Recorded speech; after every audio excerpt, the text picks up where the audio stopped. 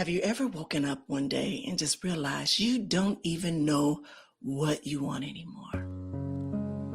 Like you've been through so much loss, upheaval, a life shift that you didn't ask for. And somewhere along the way, you lost yourself. You're going through the motions. You're surviving, but you're not living. And maybe you're scared to hope again, right? You're scared to dream again. Because what if it doesn't work out? What if you get hurt again? What if you want something and it slips through your fingers? I get it. I've been there. And I know so many of you listeners right now are sitting in the exact space. So today we are talking about what it looks like to create a new life after everything changes, how to reconnect to joy when grief has taken up residency, how to give yourself permission to dream again, even when you are terrified. Well, my guest today has rebuilt her entire life after upheaval, and she's here to show us how. So if you are ready to reclaim your joy, your dreams, your life, this episode is for you. So stay with me, all right? Welcome to the Season of Self-Love podcast, the season of healing intentionally. I am your host, Nyomi Banks, and I am so glad that you are here. This season, we are slowing down to go deeper. Every Monday and Wednesday, we're creating a space of intentional healing, authentic conversations, and the kind of self-love that transforms from the inside out. This podcast is brought to you by Ask Nyomi and Elevate Me Self-Discovery, where we believe that loving yourself intentionally is a foundation of true transformation. So whether you're on your own journey of rebirth, navigating life transitions, or simply choosing yourself, this is your safe space. So get comfy, grab your favorite beverage, and let's heal together intentionally, because you deserve to embrace that beautiful person that you are. Now let's get started. All right, my beautiful people. Well, welcome back to the Season of Self-Love podcast. I'm your host, Nyomi Banks. And if you are here, you are exactly where you need to be. But we are in 2026, in a new year, a new energy, and yes, a new theme. We are reclaimed and unashamed, and we are coming home to yourself without apology. And today is Wisdom Wednesday.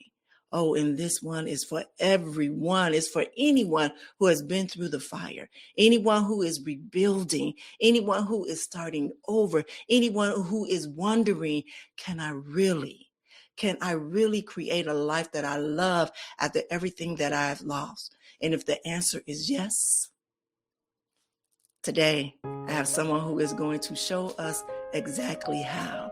But before we bring her to the stage, let's take a quick break, all right?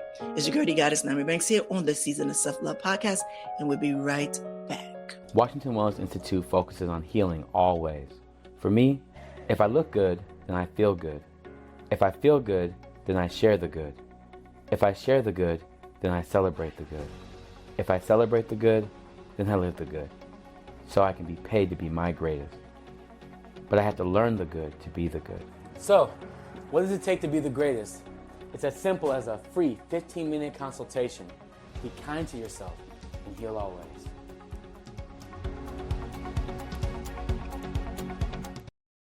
All right, my beautiful people, well, welcome back. Well, today is, I'm excited for this because this is one of the very first Wednesdays for our new season here on the Season of Self-Love.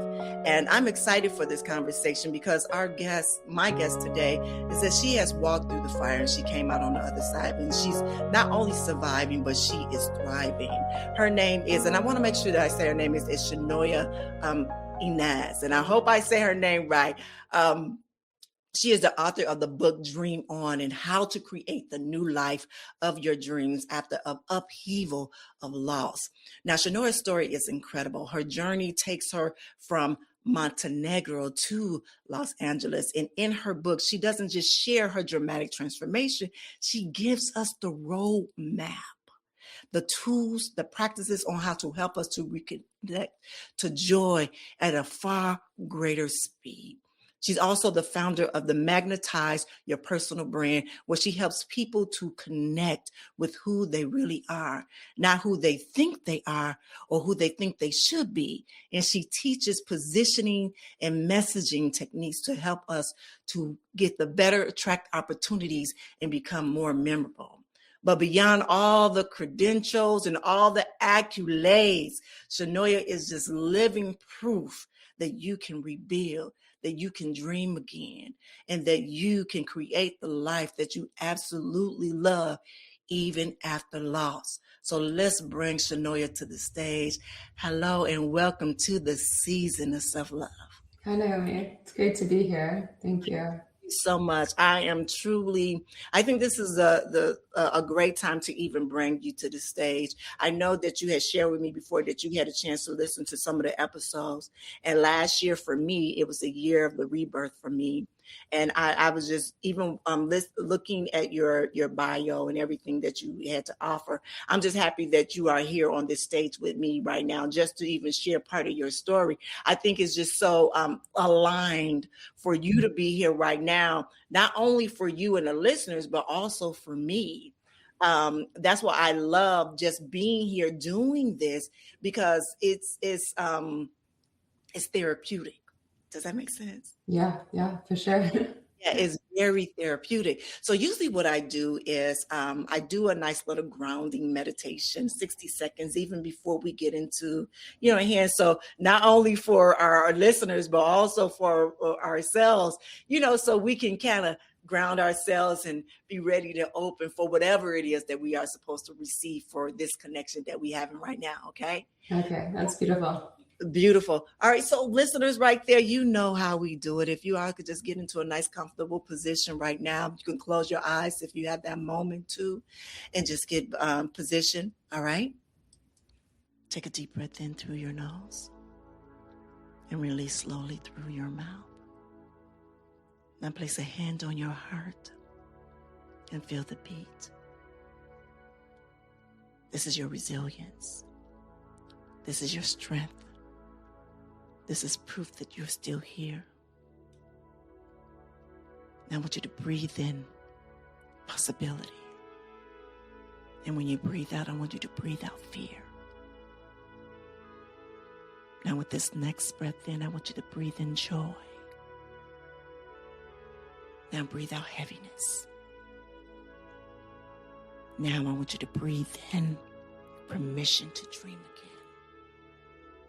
And with this breath out, I want you to breathe out that guilt of moving forward.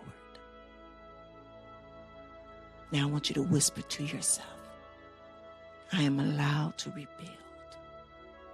I am allowed to dream again. I am reclaimed and unashamed. Now I want you to take one more deep breath in. And when you are ready, I want you to gently open your eyes. All right, my beautiful people, if you are new here to the Season of Self-Love podcast, it's something that we do every day, or better yet, every episode, just before we get into the topic at hand, just to help ground us so we can just be open to receive whatever message that's coming to us through these conversations. And again, I just want to thank you for just sharing this space with me.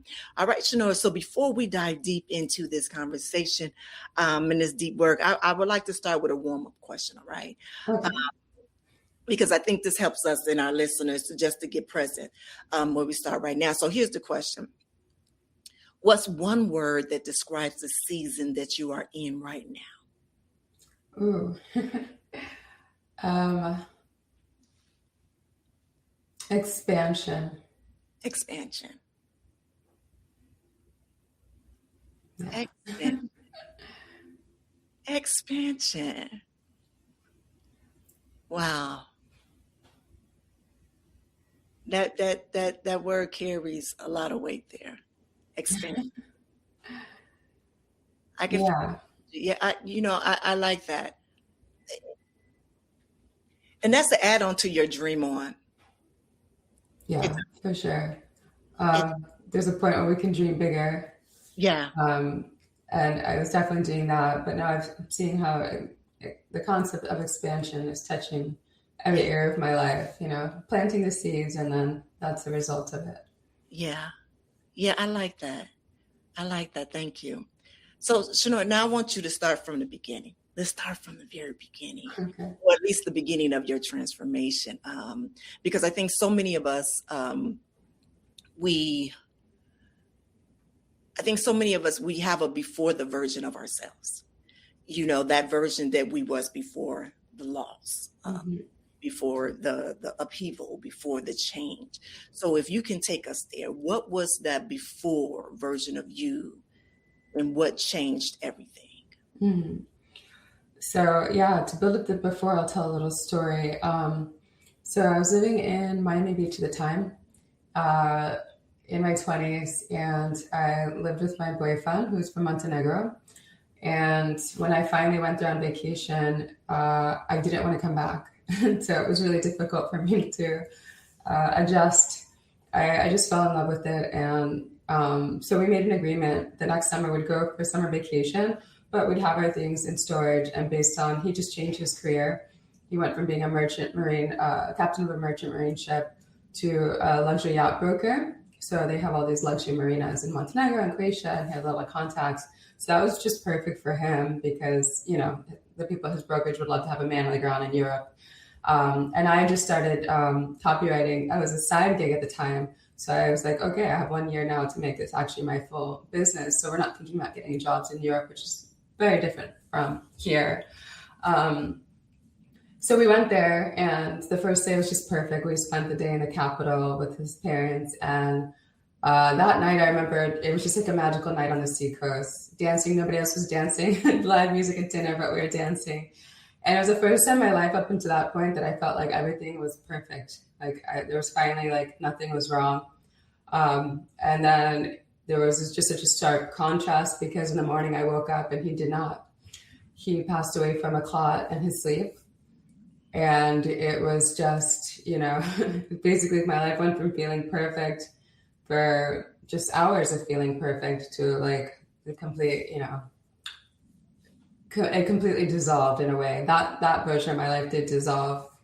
So as you can imagine, it was very, very difficult. It was very traumatizing. And I was young. I was still young, but I was much younger then, in my 20s. I did not have any tools. I never meditated. I never, I didn't have great coping mechanisms, even though I'd been through a lot in my life. It was just more like you move forward, you just deal with it. But meanwhile, you're just kind of packing all that stuff away, right? So when that happened, I just didn't know. And I'd already had a victim mindset before then. And that just kind of, amplified that self-concept because I was like, well, why did this happen to me? This is just doesn't make any sense. Yeah.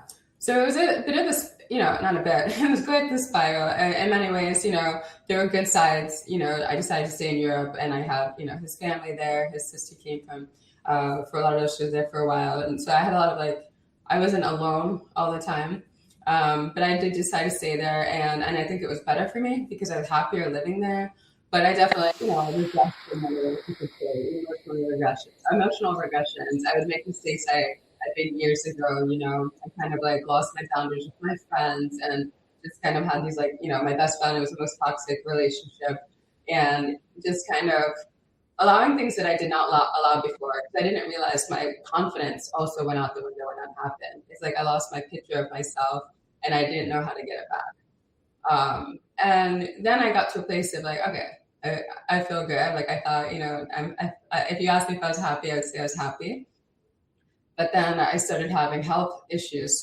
They started popping up, and I didn't realize it was all connected to this grief I had not dealt with. So the good side of that is I had to search, and that's when my spiritual journey began. Because I tried everything with Western medicine, nothing was helping, and it was my greatest mission in life was to figure out how to get back to being healthy. So I tried everything. I tried so many different modalities. I went to when I was living in Montenegro, I flew to Belgrade to I think he's the only Westerner who did all the levels of Tibetan energy healing. Went to his house to get a healing. It helped. And then it's like, it's just kind of like the effects go away. I was on a vegan diet. I didn't eat sugar for a few years. I flew to Peru for a plant medicine retreat. I did everything under the sun. Yeah, it was my greatest investment was in my health, time-wise, money-wise, and it was just barely moving the needle. Everything was just kind of like, it felt like survival mode. And I knew that there was something I could figure out, but I just didn't know what. I meditated a lot, but it wasn't the advanced form of meditation I do now. And so I know it helped. It helped me really, really not get worse in that condition. But I knew there was something I was not seeing, and I was searching for that. Mm-hmm.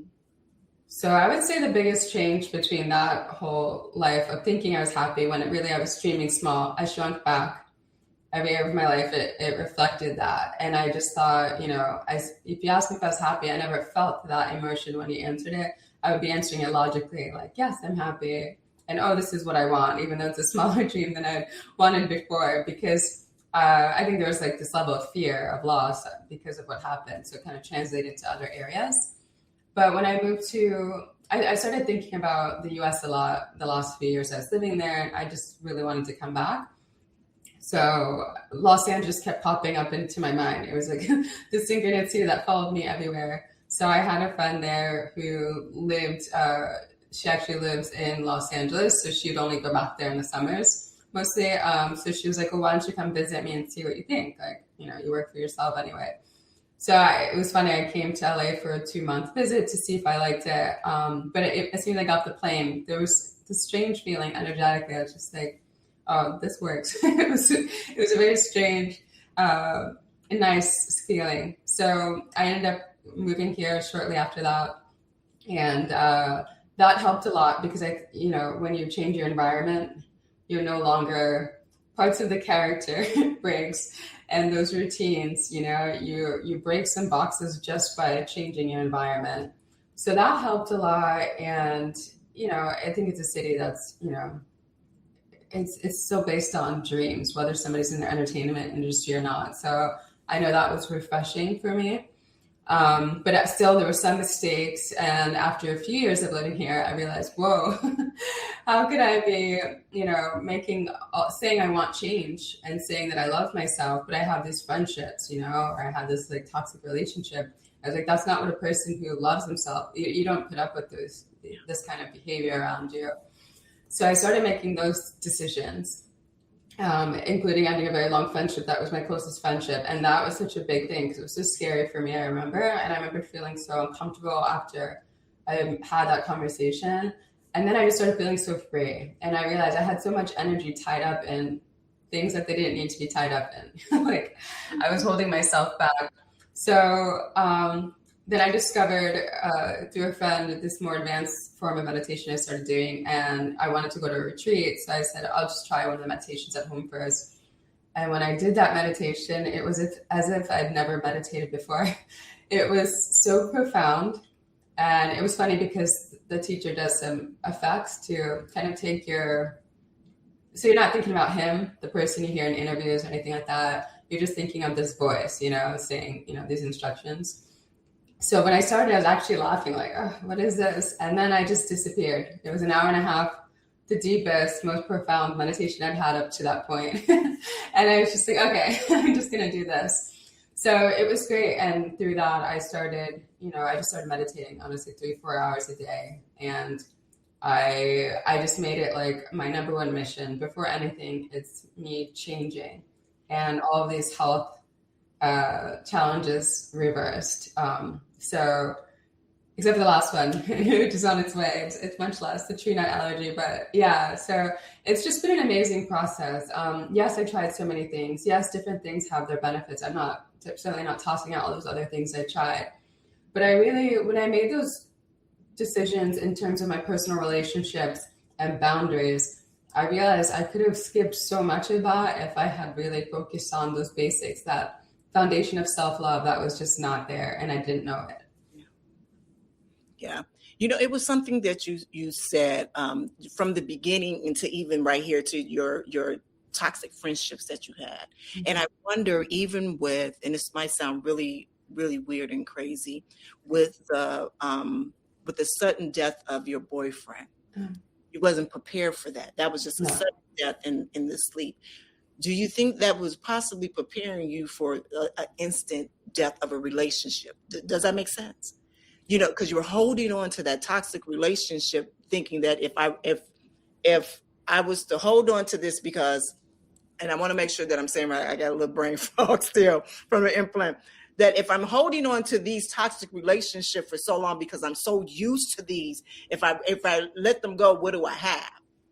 You know what I mean? Mm-hmm. Now this relationship that you have with this man that you're so happy with, and he's now gone. Y'all went to sleep together in a happy mood, and then you wake up and he didn't wake up, and he's gone.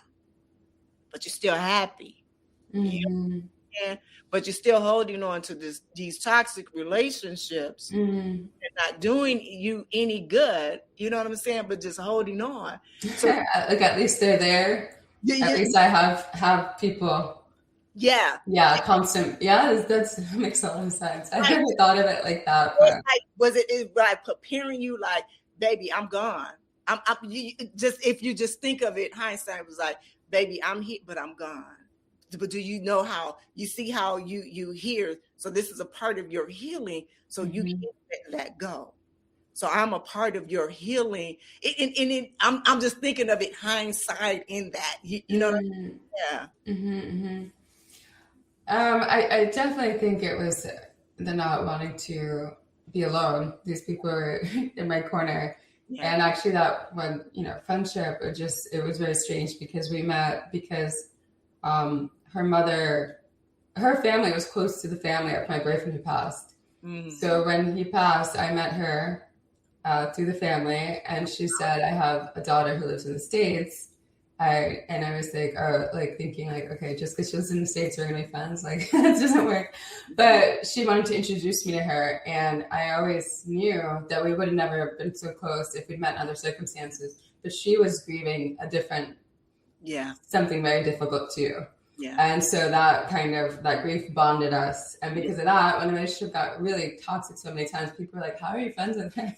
And I would say, oh, you don't know her. And I would, reference these nice things she did years ago. But, that's not how that works. We're all here now. And we have to be good to ourselves and others. So, yeah.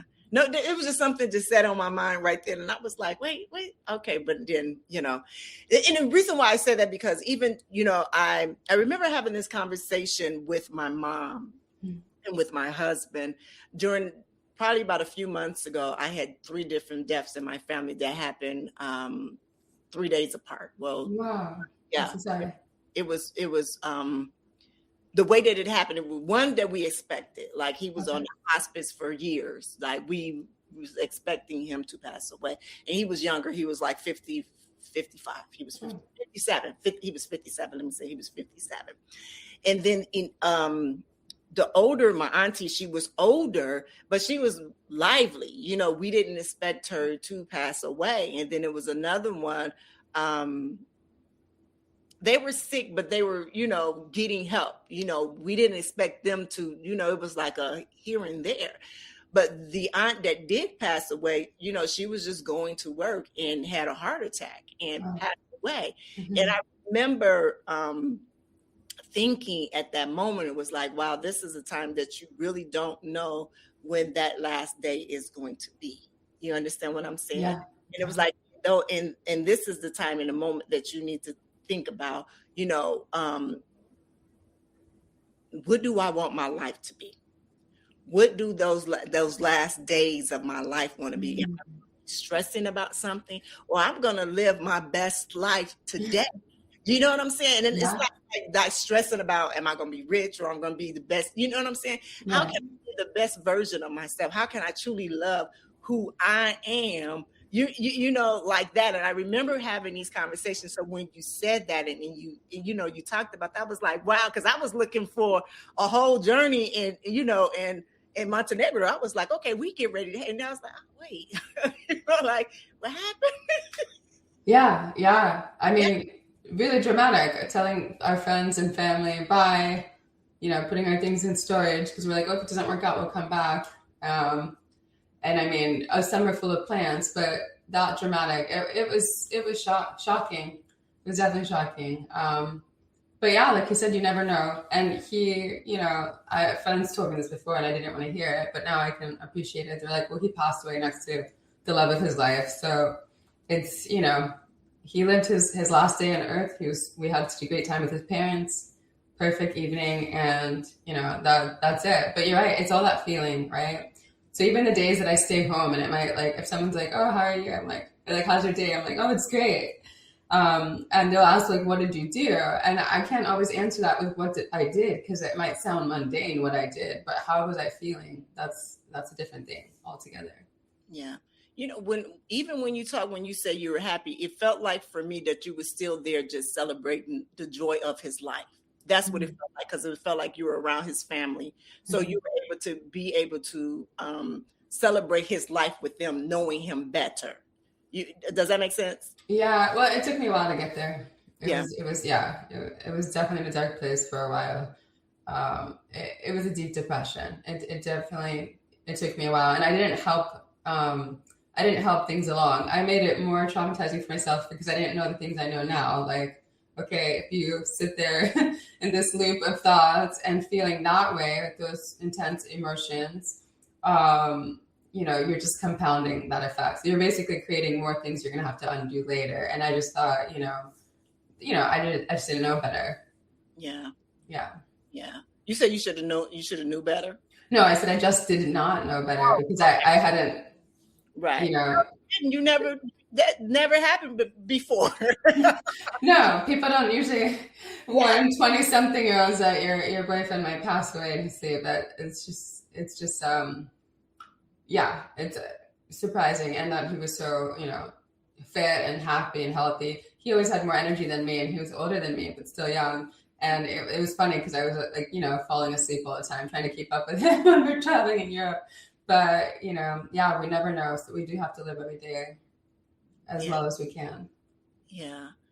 Yeah. The one thing that, this is something that I say, and, a lot of the guests say is even, the things that we go through in life, I always say that I look at them as gifts.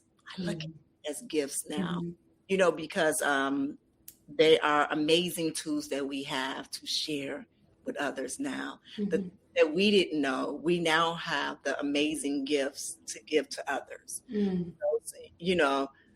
don't have that. We didn't have that then. You didn't have anyone that you can, go and look up how to get through this at 20-something-year-old, whatever. You don't have that. You didn't know where to look for it at.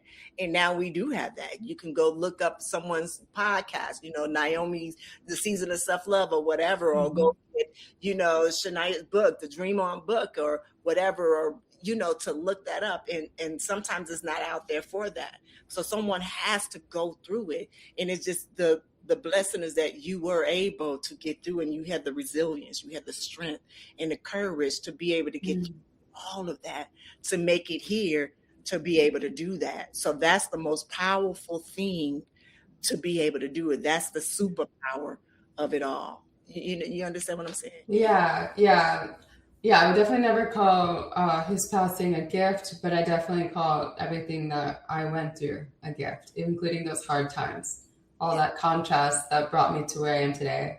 So I definitely wouldn't change anything, actually. I learned so much. There would be no catalyst for me to go through the spiritual journey I went through if that didn't happen, if then subsequent health issues. That was all bringing me to a place that I'm very happy to be in. Yeah, I love that. All right, so you were saying about your meditation and in that. And I heard somewhere you said that you did 4 hours. Yeah, 3 or 4 hours a day. No, it's not usually as much. I mean, if I go to a retreat, yes, more actually. Usually I'm in like the 1 hour a day. Sometimes I'll go up to 3. But I don't have this like urgency. Before I knew like I have to figure this out. I really felt like you've spent all these years and you've been trying, but you really need to figure this out. So that was a different sense of urgency. And now if I'm going that many hours, it's really just, I enjoy it so much. And I see all the changes I've produced in my life as a result of the meditations and the events and people and circumstances I've made happen. So now it's from a place that it just feels wonderful. It's a place from a passion and creation rather than healing at this point. Right. Mm-hmm. All right. So I have another question for you. I'm scrolling down my thing right now. I'm sorry. Mm-hmm. Okay. And this is just for someone that's listening right now. All right. Because a lot of times a lot of people feel disconnected, especially when it comes to grief. And then someone's finding their joy afterwards, trying to get on, trying to bring joy afterwards, after that.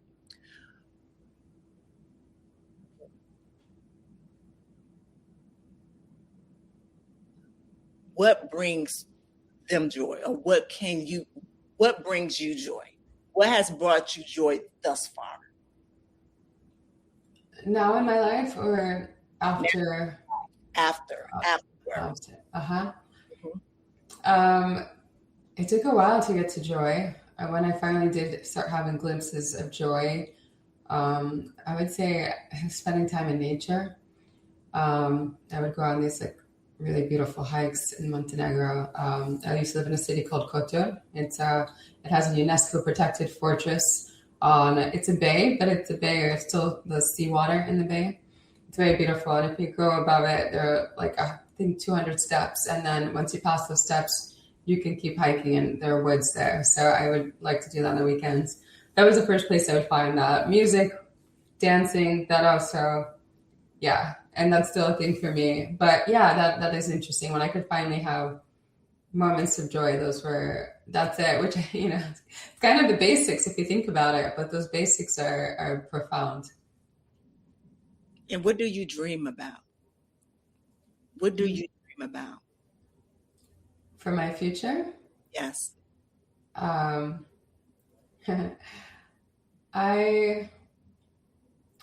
won't share the specific dreams, but I will say that I have them written down and that I had to revisit them. One as I achieve things or accomplish things or things come to be. It's not all achievement based. But then I've had to go back also and make them bigger. So I'm always staying on top of myself to make sure I'm dreaming big. I think a lot of times that we shrink back because we're like, oh, that's crazy. You know what I mean? Like, who am I to want to get that done? Never mind however many people have made that happen, but we kind of play small. So my dreams I can say that they look a lot like my life now. They're just more, they're greater versions of what is happening right now. Right. Mm-hmm. And I guess why I asked that question is because I guess I want to get you from A to HI, because my next question is the practical, how do they take the practical steps, at least give them how to get from there. And that's why I asked those questions and, how to come from joy. I have 45 minutes. And so I want to, get in there, on how to come from grief, how, because we started from the beginning, we talked about the middle some, so people want to say, how did it come from there, from to, went to his homeland, went there and then, he passed away. She said about her grief and she said she was happy then. And then she, moved to LA, that was there. So then how do we go from there? The meditation, now how we find joy, where's the joy, what it looks like now, how from there to dream on, what's her dreams, not in Pacific, but how do we go from that to dreaming on? And then what's the practical, of that, what that look like for me, the listener, how can I get there? How can I get there like Chanoa is, you know what I mean? Yeah. So I think it would be easier if I just give the steps from the beginning. I would say at the beginning, you have to feel it. But you gotta stay vigilant that you don't get stuck there, because there's a sneaky little place where it feels like, okay, I'm feeling better, but now you've just shrunk your life. And so the ceiling is lower and you're just living there and you're not happy. And then after you've had this period of, and I would say actually while you're grieving too, the only like note I would say while you're in that period of dealing with those difficult emotions is to stay vigilant about staying on your side. No matter what has happened and no matter what you're feeling, that's all okay, but you have to be on your own side. Like you need to pretend you're your own best friend.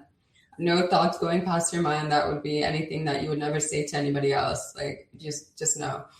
And then after that, it's going to be getting comfortable with chaos, essentially, because now you're in this period of the unknown. Things are very different, but just kind of giving yourself time to get comfortable with that, to realize, okay, out of the unknown also beautiful surprises emerge.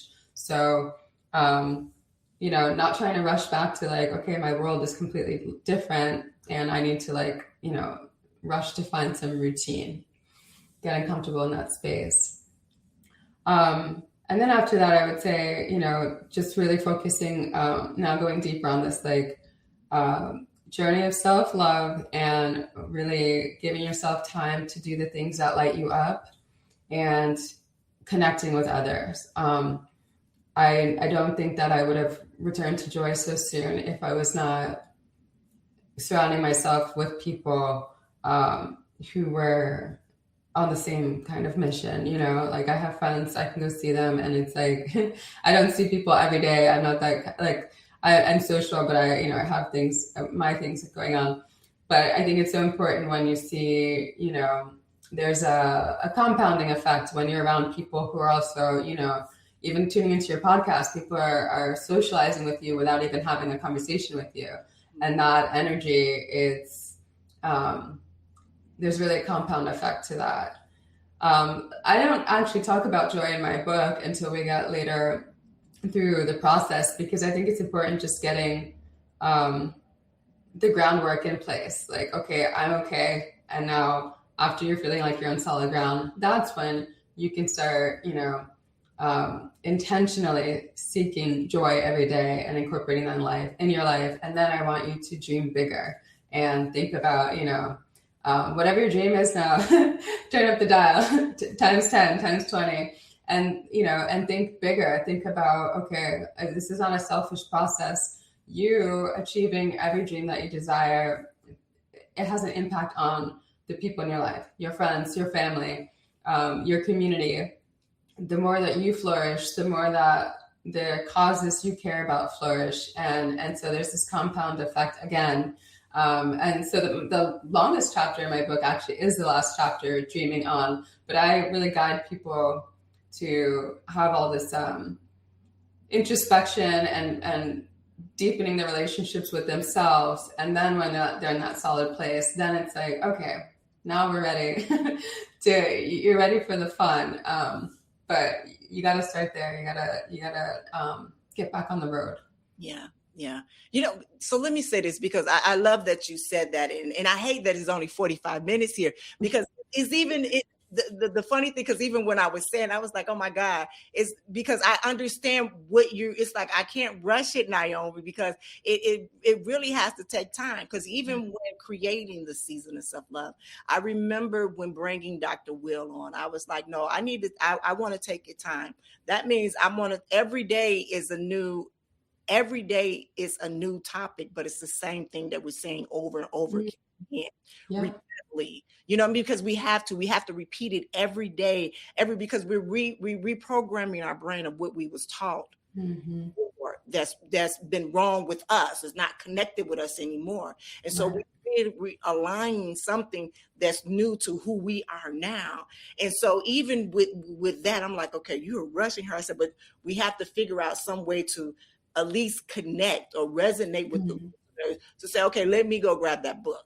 It started on what she has to offer. then I can take it from there. Then I can start writing. So I love that. So let me say this, listeners, because I see where she's going with and where she's starting with it. So y'all know we're not going to get all the gist in it right now.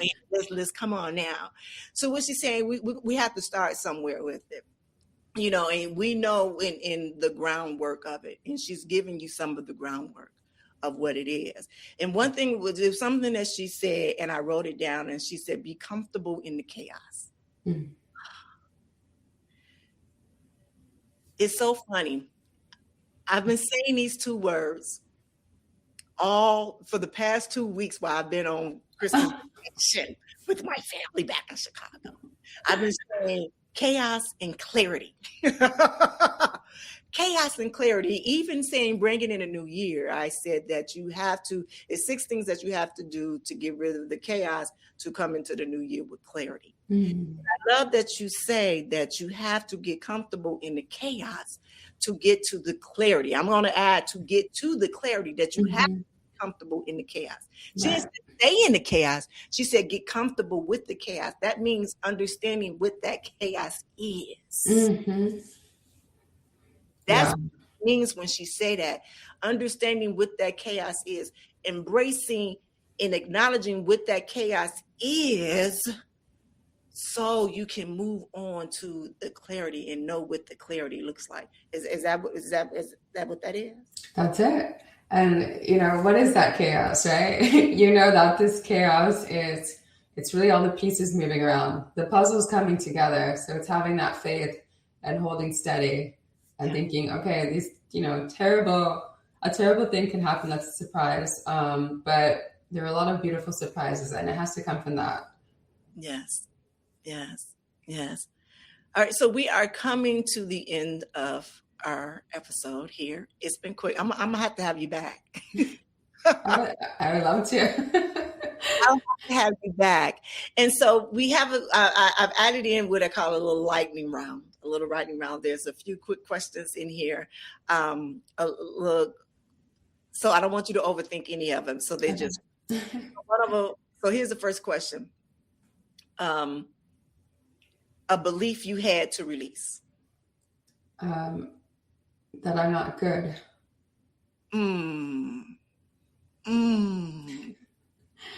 All right, the next one. A daily ritual that keeps you grounded.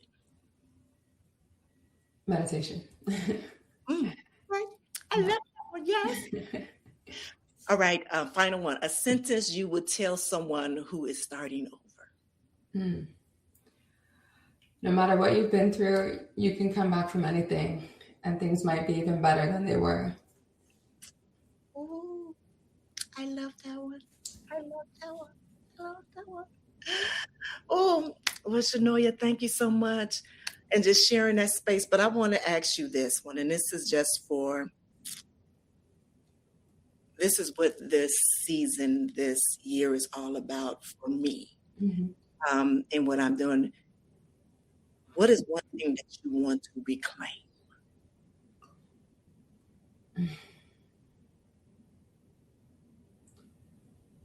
What I'd like to reclaim.